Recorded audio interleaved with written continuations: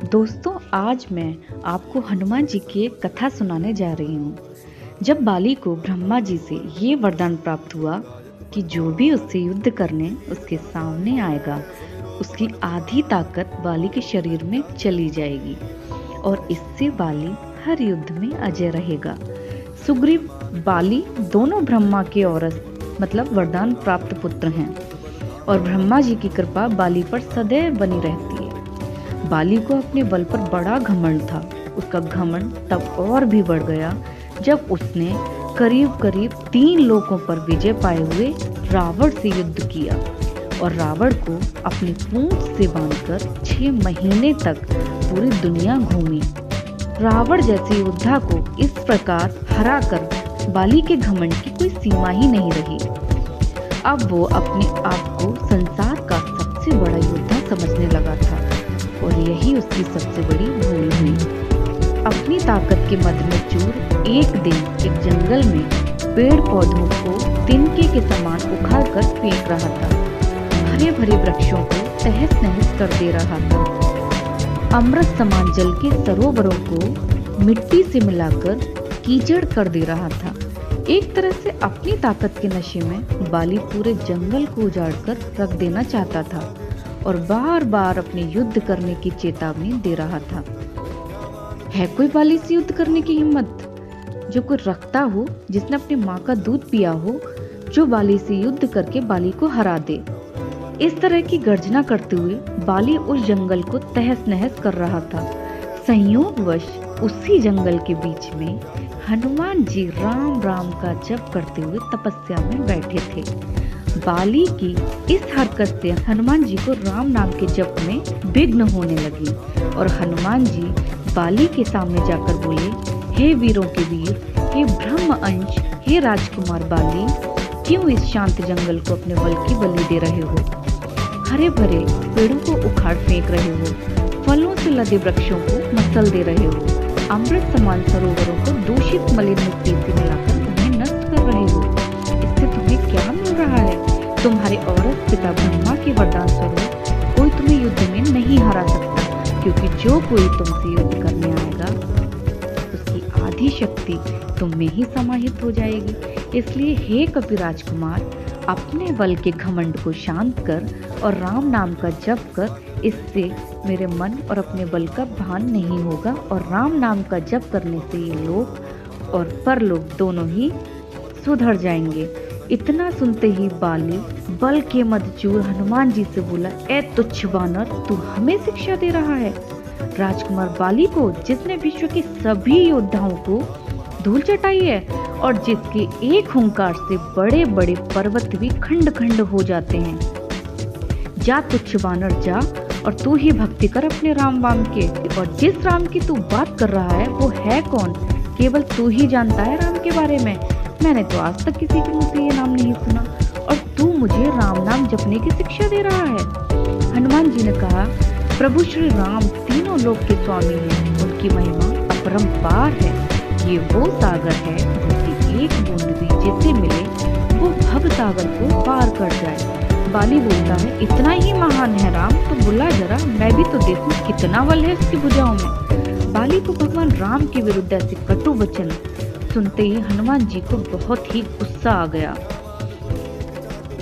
और इतना सब बोलना ही बाली के लिए पर्याप्त था जिससे हनुमान जी एकदम क्रोधित हो जाएं। हनुमान, ए बल के मद में चूर बाली, तू क्या प्रभु राम को युद्ध में हराएगा? पहले उनके इस तुच्छ सेवक को युद्ध में हराकर तो दिखा। बाली, ठीक है, कल के कल नगर के बीचों बीच तेरा और मेरा युद्ध होगा। हनुमान जी ने बाली की बात मान ली। बाली ने नगर में जाकर घोषणा करवा दी कि कल नगर के बीच हनुमान और बाली का युद्ध होगा। अगले 3 तय समय पर हनुमान जी बाली से युद्ध करने अपने घर से निकलने वाले थे। तभी उनके सामने ब्रह्मा जी प्रकट हुए। हनुमान जी ने ब्रह्मा जी को प्रणाम किया और बोले, हे जगत पिता, आज मुझे ऐसे बानर के घर आपका पधारने का कारण अवश्य ही कुछ विशेष होगा। ब्रह्मा जी बोले, हे अंजनी सुत, हे शिवांश, हे पवन पुत्र, हे राम भक्त हनुमान, मेरे पुत्र बाली को उसकी उद्दंडता के लिए क्षमा कर दो और युद्ध के लिए ना जाओ। हनुमान जी ने कहा, हे प्रभु, बाली ने मेरे बारे में कहा होता तो मैं उसे क्षमा कर देता, परंतु उसने मेरे आराध्य श्री राम के बारे में कहा है, जिसे मैं सहन नहीं कर सकता, और मुझे युद्ध के लिए चुनौती दी है, जिसे मुझे स्वीकार तो करना ही होगा, अन्यथा सारे विश्व में बात यही कही जाएगी कि हनुमान कायर है, जो ललकारने पर युद्ध करने इसलिए नहीं आया क्योंकि वह बलवान योद्धा से डर गया। तब कुछ सोचकर ब्रह्मा जी ने कहा, ठीक है हनुमान जी, पर आप अपने साथ समस्त शक्तियों को साथ न लेकर जाएं, केवल 10वां भाग बल लेकर जाएं। बाकी बल को योग द्वारा अपने आराध्य के चरणों में रख दें। युद्ध से आने के उपरांत फिर से उन्हें ग्रहण कर लें।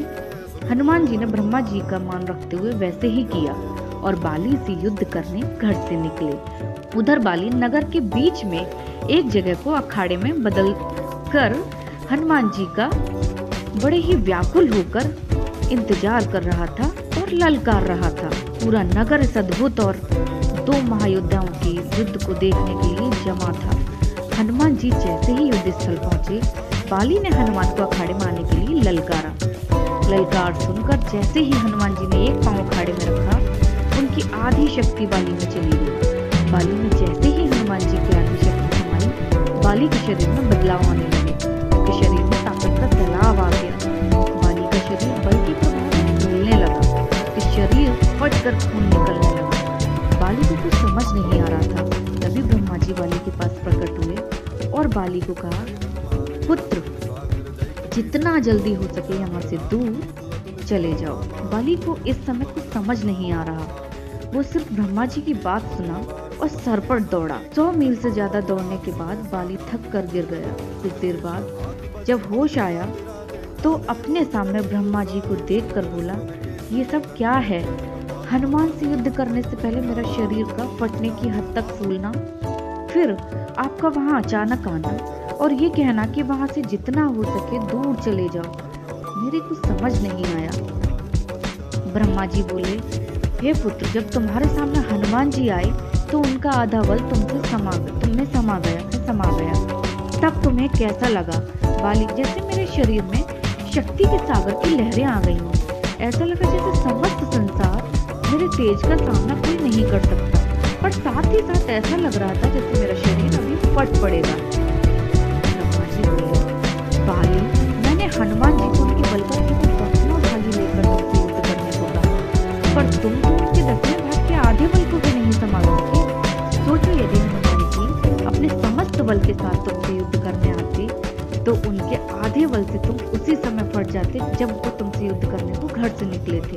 इतना सुनकर बाली पसीना पसीना हो गया और कुछ देर सोचकर बोला, प्रभु, यदि हनुमान जी के पास इतनी शक्तियां हैं तो वो इसका उपयोग कहाँ करेंगे? ब्रह्मा, हनुमान जी कभी अपने बल का प्रयोग नहीं कर पाएंगे, क्योंकि ये पूरी सृष्टि भी उनके बल के 10वें भाग को नहीं सह सकती। ये सुनकर बाली ने वही हनुमान जी को दंडवत प्रणाम किया और बोला, जो हनुमान जी जिनके पास अथाह बल होते हुए भी शांत और राम भजन गाते रहते हैं, और एक मैं हूँ जो उनके बाल के बराबर भी नहीं हूँ, उनको ललकार रहा था। मुझे क्षमा करो। और आत्मग्लानि से बढ़कर बाली ने राम भगवान का जप तप शुरू किया।